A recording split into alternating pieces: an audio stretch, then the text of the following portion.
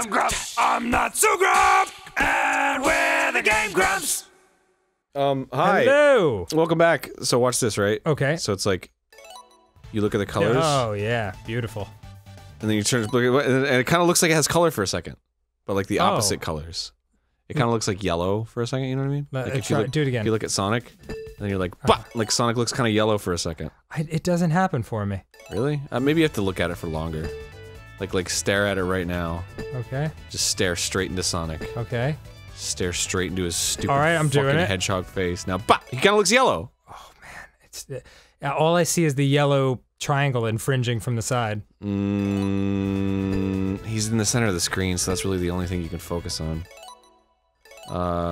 Okay, look at that ring in the top right? The ring in the next top. to the 92? Okay. Like, just stare at that ring. Okay. Just stare at the ring. Uh-huh. Just keep staring at the ring. Just directly, don't move your eyes or anything. Now, bam, it looks blue, kinda. Dude, are you some kind of wizard? I cannot see any of this. Oh man, alright. Yeah. I mean, I'll, whoops! Oh, nice save. I'll do it on a different thing. Oh, I think he already sped up, like, cause I was fucking around. Oh. I'll try it on something else. Like something that'll be much less moving around and much less like also having yellow in the corner. Okay. Yeah, because it works. It's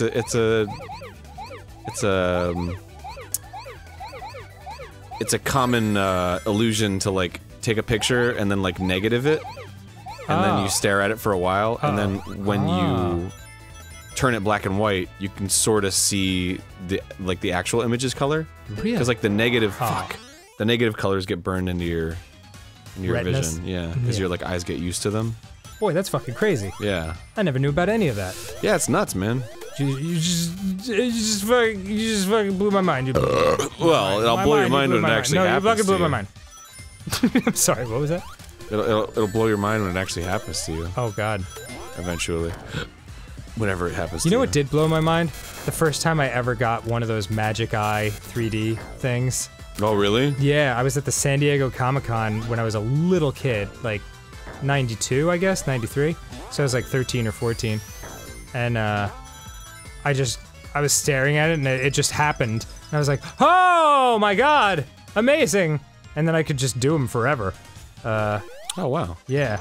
But you had never like looked at a chain link fence and it just kind of like looked connected. Weird? Yeah, I never had. But I do that all the time now. I match up like if there's a repeating pattern of something, I'll let my eyes cross until it links up and becomes 3D. There you go. That's how you that's a secret trick on how to beat those like what's different from this picture to this picture.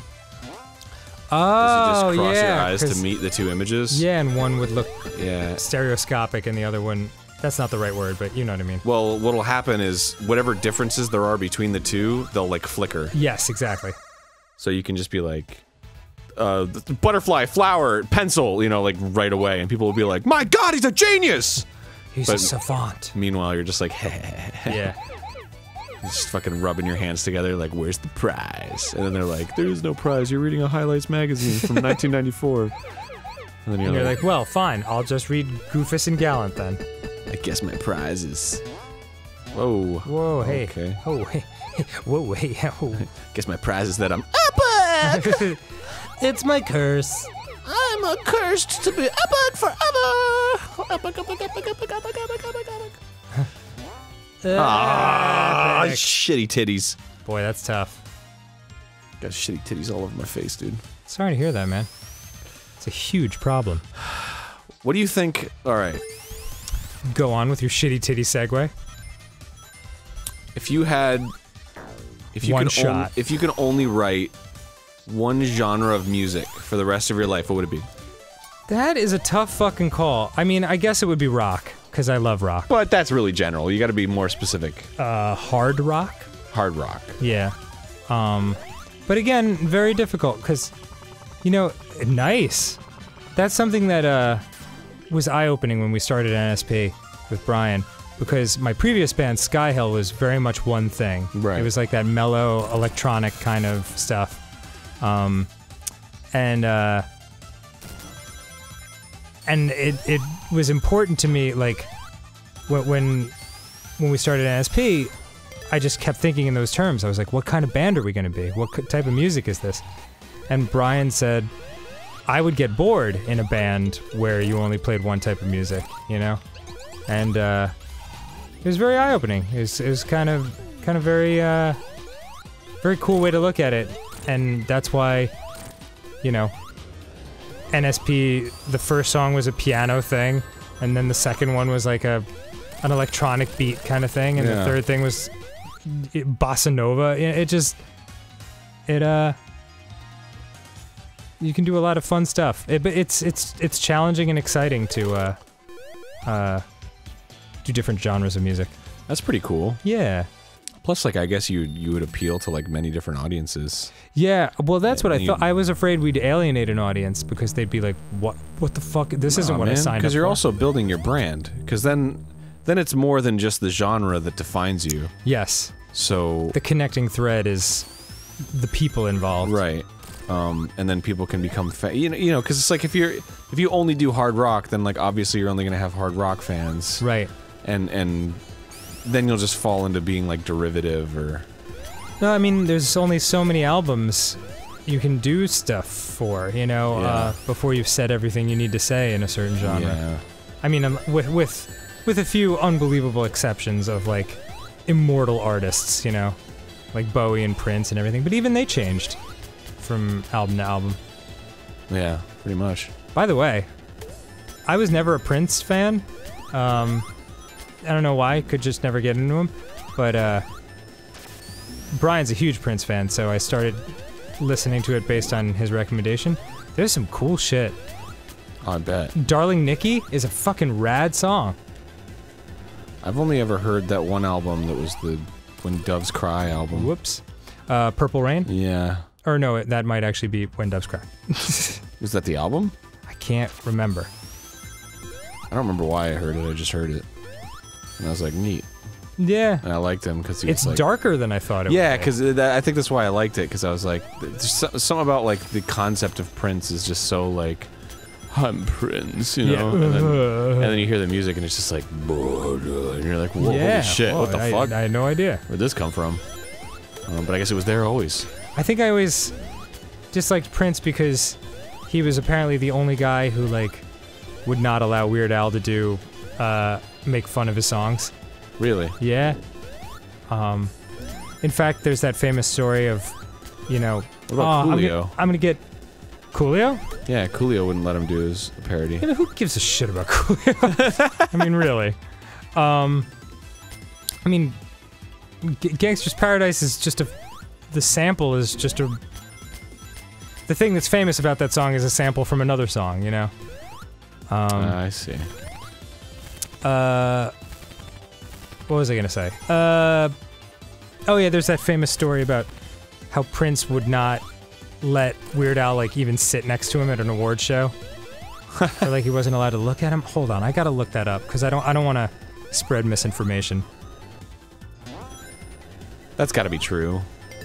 If you heard it, it's gotta be true. Probably. I mean, the internet doesn't ever lie. Nope. Or spread misinformation at all. There's no... when has it ever?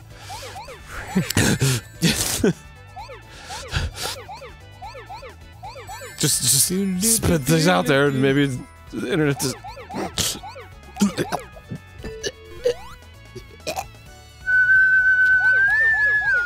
Sorry, I realize you're distracted and No problem. not at all engaged in...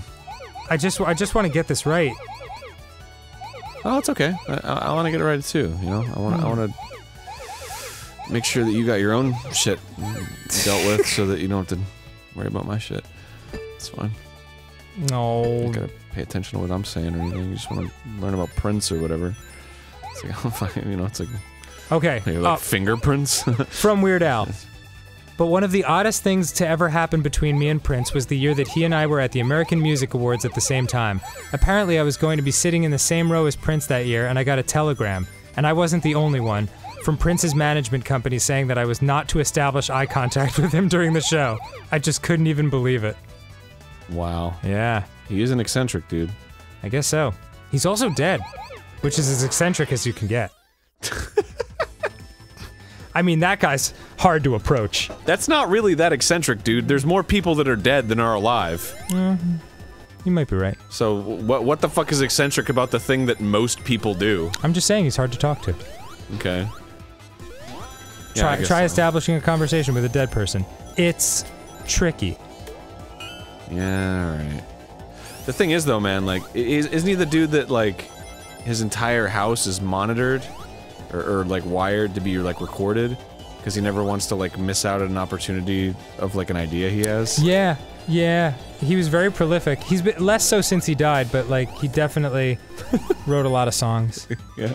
Next time on GameGrumps. You're just gonna keep harping on that. You know he's dead, right? Yeah. I can't stress that enough. I mean, so dead. Boy, this feels like that part in Star Wars where Luke falls out of Cloud City and is hanging on the antenna. You mean Bespin? I'm sorry? It's Bespin. What? Cloud City? Yes. That's what it's called? It's called Bespin. Is that the real name? Yes. The city in the clouds? Yes, it's called Bespin. That everyone calls Cloud City? Yeah, well, that's a nickname for people who don't know that it's called Bespin. Cool. You ever been, to New York? You ever been to New York City? It's a nickname for the Big Apple. I thought you were gonna say you ever been laid. That would have been way better. Oh, Aaron. Please write my burns for you. Alright, next time on GameGrumps. Bye. Man, yeah, because as soon as I started talking, you were already laughing, and I was like, shit, what does he think I'm gonna say?